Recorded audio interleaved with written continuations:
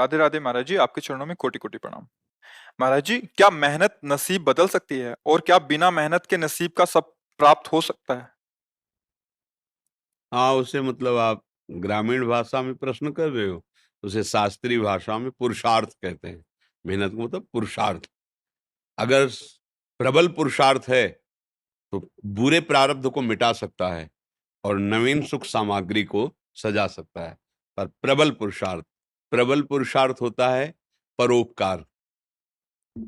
दूसरे के भारी समस्या दुख में सम्मिलित होकर उसको मिटा दो और भगवान का स्मरण करो।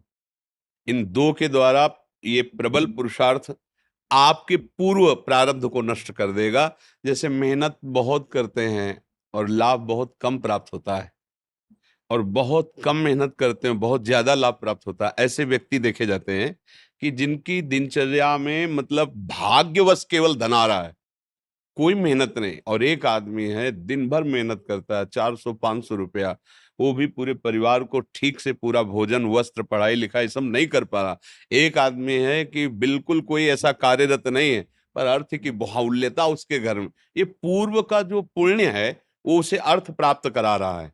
वर्तमान में वो पुरुषार्थहीनता दिखा रहा है। तो जब तक प्रारब्ध भोग है पुण्य का तब तक चलता रहेगा। अब एक है वर्तमान में बहुत पुरुषार्थ कर रहा, मेहनत कर रहा है, लेकिन पूर्व का पाप उसे आगे नहीं बढ़ने दे रहा। अब पहले पीछे का जो पाप है उसे नष्ट करने वाला पुरुषार्थ बने। वो दो प्रकार से होता है।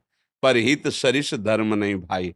दूसरे का किसी का ऐसा हित हो जाए जो असहाय है, असमर्थ है, रोगी है, परेशान स्थिति में, हम उसका सहयोग कर दें बिना किसी स्वार्थ के और प्रभु का नाम जप करें। इन दो के द्वारा हम पुराने पुराने कर्मों का परिणाम जो हमें आगे नहीं बढ़े उनको हम नष्ट कर सकते हैं। तो हुआ तो ये भी प्रयास ही ना, मेहनत ये भी तो हुई ना। नाम जप करते हुए दूसरों के सुख की भावना में अपने कर्तव्य का पालन करते हुए, तो ये पुरुषार्थ आपके पूर्व प्रारब्ध का नाश कर सकता है। भाग्य से ही सब कुछ मिलता है ऐसा नहीं है, भाग्य भी काम करता है। जैसे बहुत पढ़ लिख करके ग्रेजुएट हुए लेकिन प्रारब्ध इतना बुरा है, नौकरी नहीं मिल रही, तो बेचारे गांव के कार्य कर रहे हैं या छोटी मोटी दुकान कर ली, और ऑफिसर रैंक की पढ़ाई की हुई है। और एक है कि ऐसे घर में जन्मे हैं कि जमींदारी पहले से ही है, और वो न पढ़ने में रुचि न किसी क्रिया में रुचि, लेकिन वो बहुत सांसारिक सुखों को भोग रहे हैं। यहाँ प्रारब्ध देखा जाता है। लेकिन एक है कि बहुत गरीब घर में जन्मा, बहुत मुश्किल से उसके माता पिता ने पढ़ा पाया, पर उसने जी जान से मेहनत की, इतना पुरुषार्थ किया कि वो गांव में सबसे बड़ा आदमी बन गया। ये भी देखा जाता है। जो अपने पुरुषार्थ को प्रबल कर दे तो प्रारब्ध को मिटाया जा सकता है। अगर पुरुषार्थ हल्का हुआ तो प्रारब्ध जोर कर देगा और आगे नहीं बढ़ पाएगा। सबसे जोर का पुरुषार्थ है परहित करना और भगवत स्मरण करना। ये मतलब शास्त्र की एकदम सार बात बता रहे हैं। जिसको संसार में सबसे जल्दी उन्नति प्राप्त करनी हो, ये दो बात पकड़ ले। भगवान से मनावे कि कभी किसी की सेवा का अवसर हमें दीजिए। माता पिता गुरुजन, कोई बाहरी पशु पक्षी, ऐसा कोई बीमार व्यक्ति जिसका कोई सहयोगी नहीं, कोई ऐसा जिसको हमें अवसर मिला है। बहुत बड़ी मतलब ये बिल्कुल रामबाण औषधि समझो कि इसमें अचूक वो तुम्हारे प्रारब्ध को विध्वंस कर देगी। जहां तुमने किसी असहाय की बिना स्वार्थ के, बिना कुछ लेने की भावना के और तन मन धन वचन से सेवा की और भगवान का स्मरण किया, ये तुम्हारे पूर्व प्रारब्ध का नाश कर देगा। और जब हम दूसरों का सुख छीनते हैं, ये भी मेहनत है। चोर भी तो मेहनत करता है, न जाने कितना हिम्मत करता है दूसरों की संपत्ति चुराने के लिए, मारपीट सहता है, मारपीट करता है।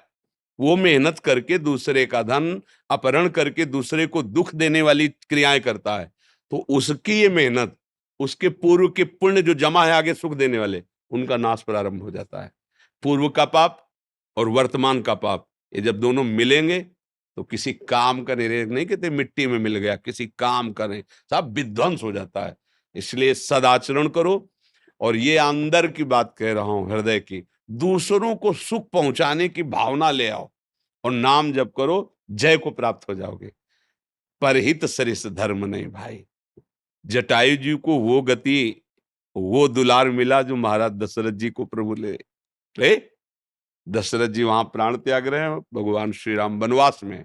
जटायु जी ने अपने प्राणों की परवाह न करके सीता जी की रक्षा रावण से करने के लिए रावण पर, महाबली रावण है, आक्रमण कर दिया और एक बार तो बेहोश करके गिरा ही दिया चोंच और पंजों की मार से, और उसके चंद्रहास के प्रहार से पंख कट गए।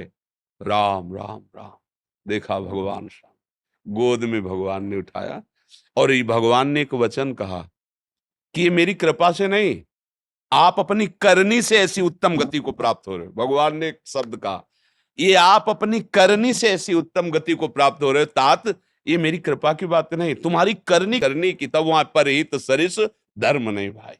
अगर प्राण भी चले जाएं दूसरे के हित में तो भगवान को प्राप्त होता है। बहुत बड़ी बात है, हम ऐसा पुरुषार्थ करें कि अपने प्रारब्ध का नाश कर दें। जो हमारा बुरा प्रारब्ध हमको नष्ट करने, हमें दुख देने, हमें विपत्ति में फंसाने आया है, मंगल हो जाएगा। भगवान का नाम और दूसरों को सुख प्रदान करने की भावना।